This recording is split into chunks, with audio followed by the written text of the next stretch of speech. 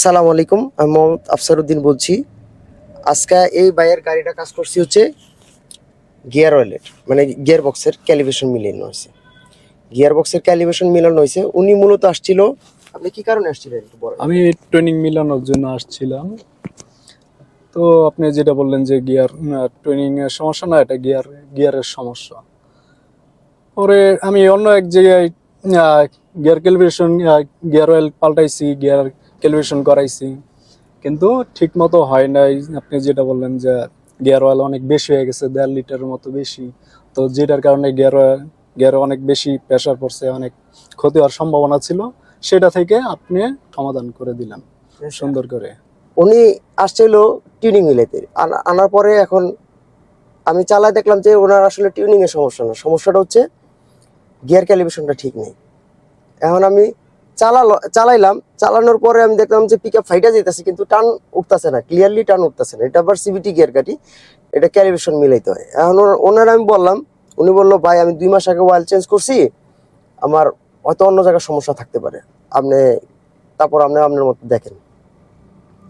পরে আমি যখন গিয়ারের ড্রেনার খুলে ওনার চেক দিতে হয়, কিন্তু যে গিয়ার অয়েলটা ভরছে সেই ইচ্ছা মতো ভরছে।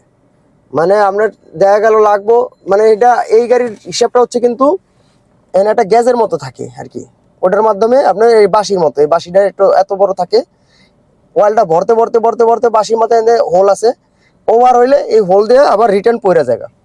তাহলে এই বাঁশিটা ওনারা এই যারা গিয়ার অয়েলটা ঢালছে এরা এটা খেয়াল করে নাই, এরা মানে এদের আইডিয়া অনুযায়ী ঢেলে দিছে। প্রায় 2-2.5 লিটার অয়েল বেশি ঢালছে, 2.5 লিটার। পরে এই 2.5 লিটার অয়েল আমি বের কইরা যতটুক লাগবে, গাড়ি গিয়ার বক্স কিন্তু নিজেই বলবে যে আমার কতটুক লাগবে, এদের ঢালতে থাকো, ঢালতে ঢালতে ওই জায়গায় যখন সময় ওভার হয়ে যাবো তখন অটোমেটিক আমরা বন্ধ করে দিব, ঠিক আছে। তারপরে গিয়ার ক্যালিব্রেশন মিলাইলাম, এখন গাড়িটা কিন্তু টান একদম পানির মতো, ইঞ্জিনের সাউন্ড শোনা যায় না। একটু আগে কিন্তু আপনার উনি মানে চালায় আসছে, কিন্তু এর আগে যখন নিয়ে আসছে গিয়ার অয়েল ক্যালিব্রেশন, এই অয়েলটা বেশি যখন ছিল, আবার অয়েল বেশি থাকার কারণে কিন্তু অনেক জায়গাতে সিলও ঘামাইছে, ঠিক আছে। উনি যদি আরো বেশ কিছুদিন এইভাবে চালাইতো গিয়ার বক্সটাই বাদ হয়ে যেত। উনি এখন উনি তো নতুন কাস্টমার, ওনার তো ডাউট থাকবেই। উনি বলতেছে ভাই উনি বারবার বলতেছে ভাই ওরা তো কম্পিউটার দিয়ে চেক করছে। আমি বলি ভাই ও কম্পিউটার দিয়ে চেক দেওয়া যায় না, এটা ম্যানুয়ালি চেক দিতে হয়, কম্পিউটার দিয়ে শুধু প্রোগ্রামটা মিলাইতে হয়। দেখেন মানুষ কিন্তু বড় বড় ওয়ার্কশপে গেছে, কিন্তু ওয়ার্কশপ কিন্তু ছোট না, অনেক বড় ওয়ার্কশপে গেছে, কিন্তু এই যে কামটা করে ওনার গিয়ার বক্স বাদ করার অবস্থা করে দিছে। কি বলবেন আপনি? এইভাবে যদি আরো কয়েকটা মাস চালাইতো ওনার গিয়ার বক্সটা বাদ হয়ে যেত। পরে আপনি যদি কমপ্লিট না হয় কোনোভাবে, আপনি এটা জোর করে কোনোভাবে এটা কমপ্লিট লেখা আনতে পারবেন না, ঠিক আছে। যদি আপনার প্রেশার সুইচের তার কাটা থাকে কমপ্লিট আসবে না, অয়েল কম থাকে কমপ্লিট আসবে না, আপনার গাড়ি যদি একটু কাইত হয়ে থাকে কমপ্লিট আসবে না, ঠিক আছে। এটার আমি জোর করে কমপ্লিট লেখা আনতে পারবেন না।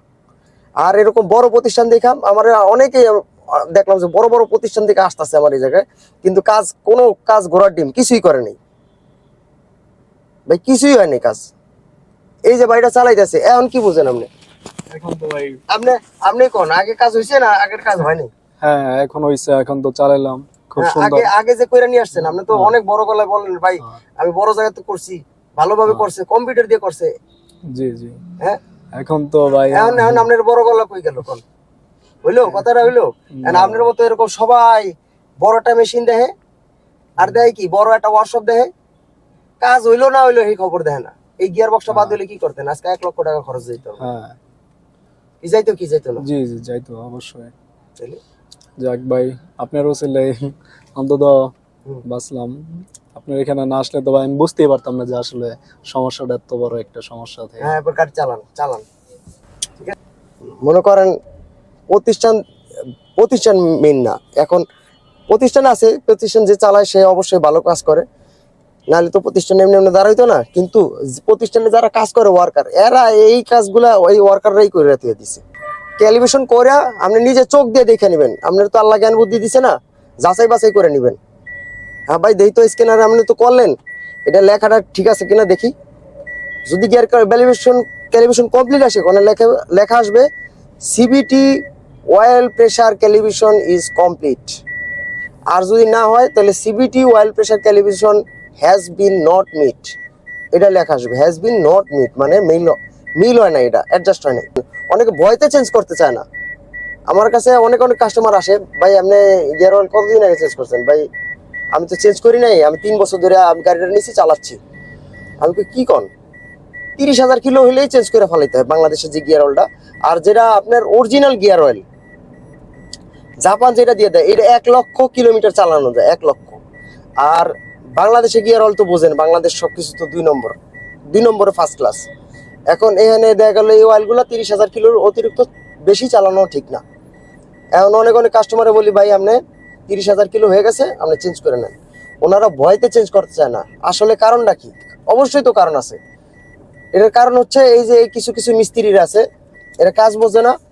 আপনার এই যে কাজটা করে দিচ্ছে, আমি ওনারা বলছি, উনি বারবার বলতেছে ভাই আমি যে এই টাকাটা খরচ করবো, আবার যদি কাজ না হয়, আমি বলছি ভাই কাজ না হইলে কোনো পয়সা দেওয়া লাগবে না। কি কথা ঠিক আছে কি বলছি?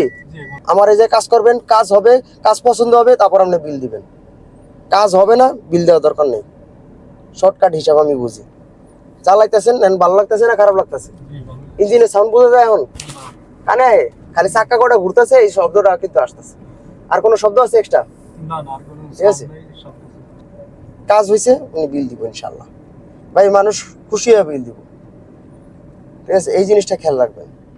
এখন এই ভয়ের মানে এই সব মিস্ত্রির কারণে সব জায়গায় মানুষ খোলাইতে চায় না, গিয়ার চেম্বার ওয়াশ করাইতে চায় না, অয়েল চেঞ্জ করতে চায় না, এই ভয়ের কারণে।